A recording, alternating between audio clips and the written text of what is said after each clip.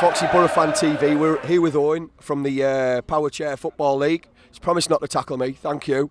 Owen, personally I thought I was getting a bit more optimistic in the second half when we scored. I thought we started to get on top. What happened? They brought on good substitutes when it suited them.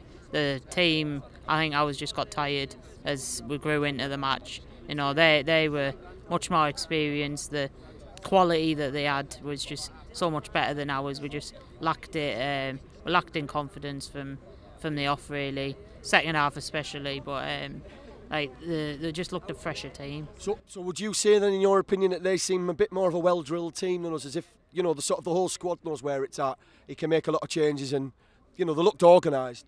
Well, yeah, I mean, like coming into the game, we'd made quite a significant amount of changes compared to what theirs was. I think they only had three different players on the pitch compared to what they had on Saturday. And like when you're mixing a team about, it's going to be difficult. But we haven't got a starting 11 that looks fresh and looks like they know what they're doing. Can I ask you, do you think that seriously is getting to be a big problem now, isn't it? And as a Boro fan, you know, we're in nearly November. It's quite worrying. Well, we're running out of time. We're running out of excuses. You know, the same old. Oh, we're gelling. It's just going to take time. No creativity. No creativity. We've got no time. We're running out, and if it's going to take this amount of time, then you know, is he the right person for it? Well, that was my next question to you. I mean, if your options were to get rid of him tonight, who would you take out of the current sort of banker managers?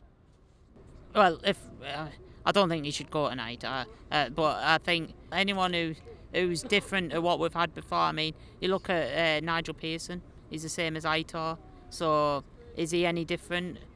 So, would you think a Neil Warnock would come from Cardiff? Or would you have a Neil Warnock? I'd have him because he tells the players as it is, and I think, unfortunately, that's not what's happening at the minute.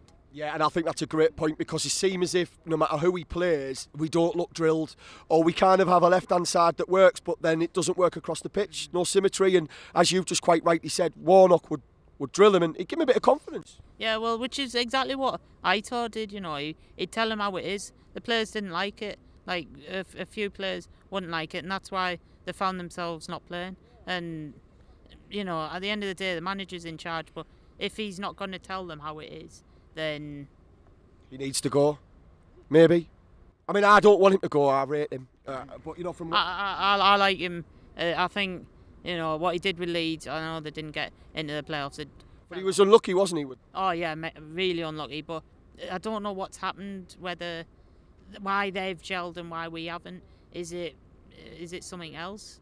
So on that then, do you think there's something more profound going on in the club then for us to just constantly seem to be flattering to deceive?